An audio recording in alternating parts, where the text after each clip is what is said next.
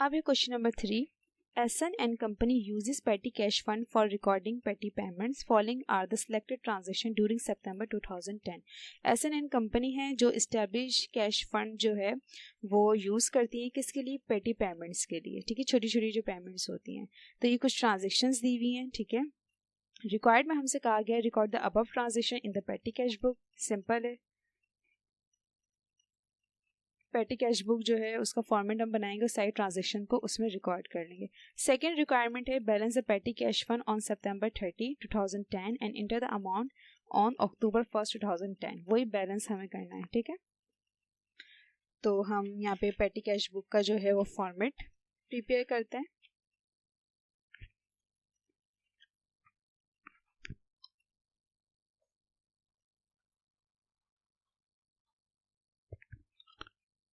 ये देखें, SN and company पेटी cash book for the month of September 2010। Column मतलब मैंने आप लोगों को बता दिया था किस तरीके से इसका फॉर्मेट बनेगा, बस इस पे ध्यान रखिएगा। Receipt, debit, date, particular, voucher number, total credit, ये तो एज इट इज़ वैसे ही रहेंगे। हर जितने भी क्वेश्चन होंगे उसमें पेटी कैश बुक कॉलम आप बनाएंगे, लेकिन ये कॉलम्स जो हैं वो चेंज होते रहेंगे। तो यहाँ पर मैंने इंटरटेनमेंट का एक बनाया, एक मैंने ट्रांसपोर्टेशन का बनाया, एक मैंने कन्वेंस का बनाया, एक पोस्टाज एंड टेलीग्राम का बनाया, एक सनराइजेस का बनाया। ये जितने भी एक्सपेंसेस हैं उनको देखते हुए आप ये कॉलम्स जो हैं वो प्रिपेयर करेंगे, ठीक है। तो सबसे पहली जो ट्रांजेक्शन थी वो थी 1 सितंबर की। अमाउंट रिसीव हुई थी from cashier to establish petty cash fund 1200, ठीक है।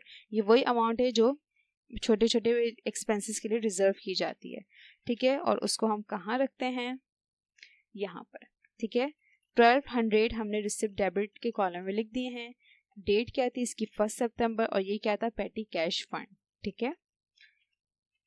एंड इसकी सेकेंड ट्रांजेक्शन थी सितंबर 5 की। पे रिक्शा फेयर 75 रुपीज़ का, ठीक है। रिक्शा वगैरह का किराया दिया है, ठीक है। इसके लिए हमने कन्वेंस का एक कॉलम ड्रॉ किया था, तो इसका लिंक वहां से है। तो 5 सितंबर को रिक्शा फेयर का 75 रुपीज़ हमने कन्वेंस के कॉलम में डाल दिए, ठीक है। 8 सितंबर को पे फॉर इंटरटेनमेंट 137 रुपीज़, ठीक है। तो इंटरटेनमेंट का हमने एक कॉलम ड्रॉ किया था, तो इसकी अमाउंट वहां पर आएगी। 8 सितंबर इंटरटेनमेंट 137 रुपीज़ इंटरटेनमेंट के कॉलम में डाल दिए, ठीक है।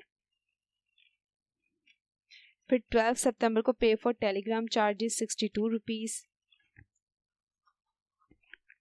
62 रुपीज़ का। इसके लिए हमने पोस्टाज एंड टेलीग्राम का जो है वो कॉलम ड्रॉ किया था।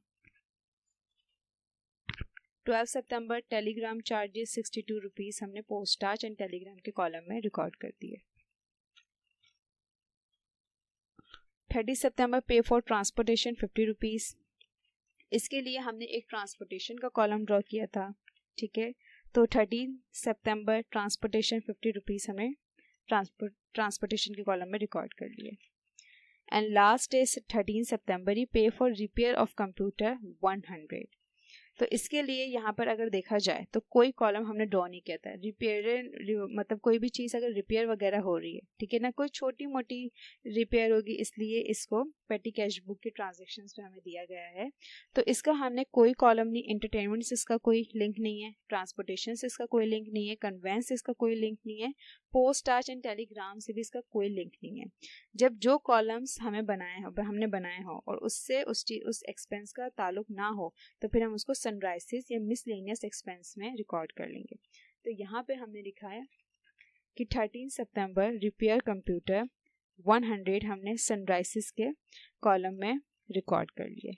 जितनी भी ट्रांजेक्शन्स थी वो सारी हो गई। 1 सितंबर की भी हो गई, 5 सितंबर, 8 सितंबर, 12 सितंबर, 13 सितंबर एंड 13 सितंबर।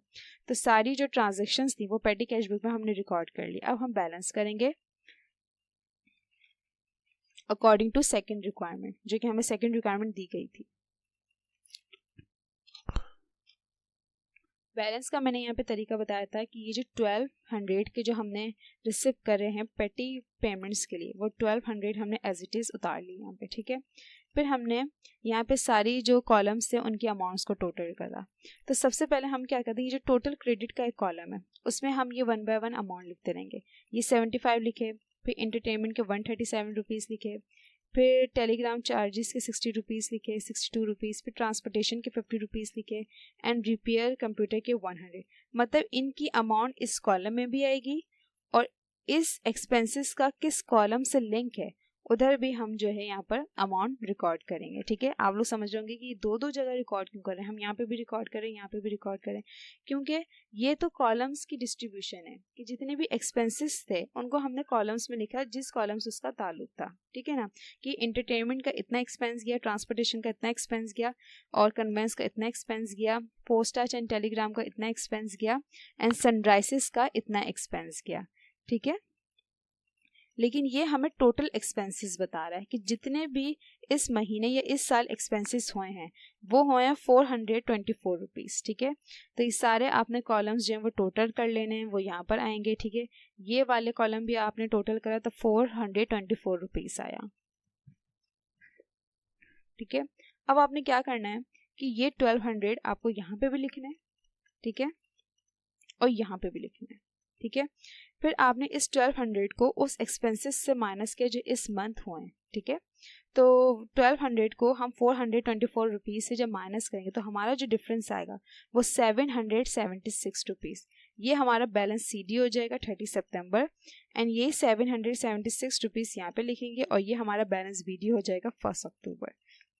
ठीक है, याद रहे कि पहले ये रिसिप्ट वाली पेमेंट हमने उतार लेनी है। ठीक है, फिर हमने ये, और ये किसके सामने उतारना है, जितने भी यहाँ पे एक्सपेंसेस को हमने टोटल किया होगा।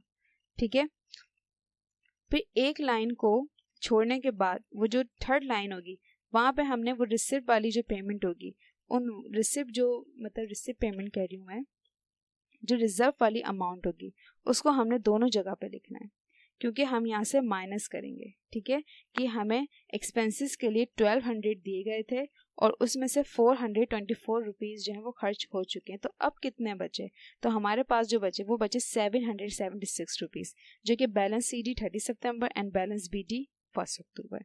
बिल्कुल कैश बुक की तरह बैलेंस हो रहा है यहाँ पे। ठीक है ना, तो क्वेश्चन नंबर 3 भी आपका कंप्लीट हो गया है।